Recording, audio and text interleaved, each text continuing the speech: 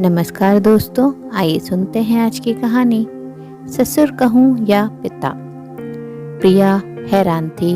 जो पापा जी माँ के रहने पर एक गिलास पानी खुद नहीं लेते थे, आज उसकी हर काम में मदद कर रहे हैं।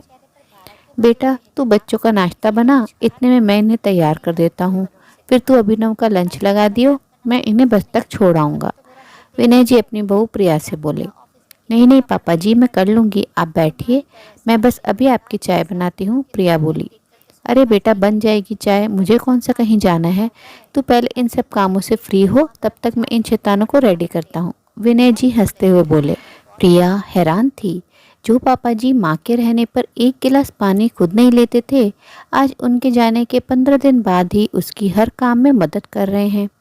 असल में प्रिया के परिवार में प्रिया के पति, सास ससुर और 2 बच्चे, 6 साल का आरव और 3 साल की आन्या थे। जब से प्रिया शादी होकर आई, उसकी सास ने उसे बेटी की तरह रखा, घर के कामों में सहयोग दिया। यूं तो प्रिया के ससुर विनय जी भी बहुत प्यार करते थे उसे, पर उसने कभी अपने ससुर को खुद से कोई काम करते नहीं देखा। अभी 15 दिन पहले प्रिया की सास का अचानक हृदय गति रुकने से देहांत हो गया था। तब बच्चों की छुट्टियां थी और प्रिया के पति अभिनव ने अवकाश लिया था। आज सभी वापस से जा रहे थे, क्योंकि अभिनव का ऑफिस दूर था तो उसे जल्दी निकलना पड़ता था, और विनय जी रिटायर हो चुके थे तो घर में ही रहते थे। लाओ बेटा, बच्चों का दूध दो, विनय जी बच्चों को तैयार करके बोले। बच्चों का दूध और टिफिन दे प्रिया अभिनव का खाना पैक करने लगी, साथ साथ उसका नाश्ता भी तैयार कर रही थी और एक गैस पर चाय चढ़ा दी थी उसने। लो अभिनव, तुम्हारा नाश्ता, पापा जी आपकी चाय। आप नाश्ता तो अभी देर से करोगे, प्रिया बोली। दे ही दो बेटा, तुम्हारा भी काम निपटे, वरना दोबारा रसोई चढ़ानी पड़ेगी, विनय जी बोले। विनय जी रोज प्रिया की ऐसे ही मदद करने लगे। प्रिया को कभी कभी बुरा भी लगता और वो मना करती, पर वो प्यार से उसे कहते, कोई बात नहीं बेटा। सुनो, आप पापा जी से बात करो ना, कोई बात है जो उन्हें परेशान कर रही है, एक रात प्रिया अभिनव से बोली। क्यों, कुछ हुआ क्या, पापा ने कुछ कहा तुम्हें, अभिनव बोला।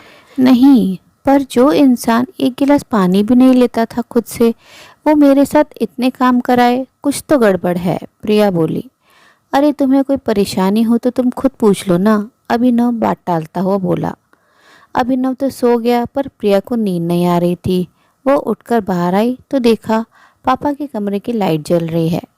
पापा जी, आप सोए नहीं अब तक, तबीयत तो ठीक है आपकी, प्रिया कमरे का दरवाज़ा खटखटाकर बोली। अरे प्रिया बेटा, अंदर आ जाओ। क्या बात है, तुम इस वक्त जाग रही हो, आओ बैठो, विनय जी बोले।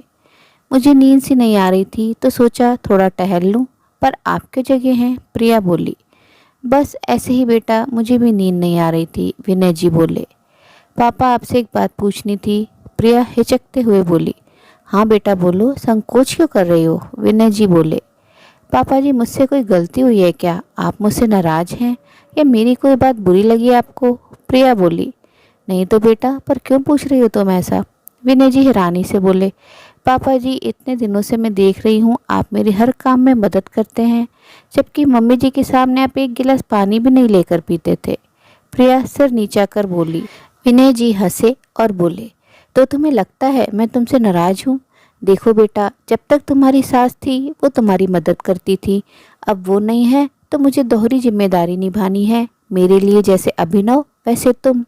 जैसे मैं उसकी सुख सुविधाओं का ध्यान रखता हूँ, तुम्हारा ध्यान रखना भी मेरा फर्ज है, विनय जी प्यार से बोले। पापा जी, प्रिया आंखों में आंसू भर केवल इतना ही बोली।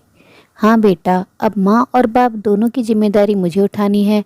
तुम्हें सुबह इतने काम होते हैं, अभिनव भी मदद नहीं कर पाता है, तो मेरा फ़र्ज़ है कि मैं अपनी बेटी की थोड़ी मदद कर उसकी कुछ परेशानी तो हल कर सकूं।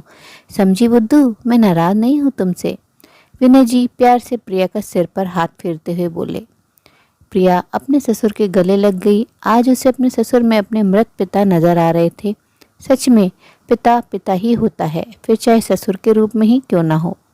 उम्मीद है दोस्तों ये प्यारी सी कहानी पसंद आई होगी। कहानी अच्छी लगी तो अपनी राय कमेंट बॉक्स में ज़रूर साझा करें और अपने मित्रों और प्रियजनों के साथ भी शेयर ज़रूर करें। आपसे अनुरोध है, अगर आप चैनल पर नए हैं तो ऐसे ही नई नई जीवन से जुड़ी कहानियाँ सुनते रहने के लिए चैनल को सब्सक्राइब जरूर करें। कहानी अंत तक सुनने के लिए आप सभी का दिल से बहुत बहुत शुक्रिया। तो फिर मिलते अगली कहानी में, तब तक के लिए आप लोग अपना ध्यान रखिए, खुश रहिए, ऐसे ही कहानियाँ सुनते रहिए।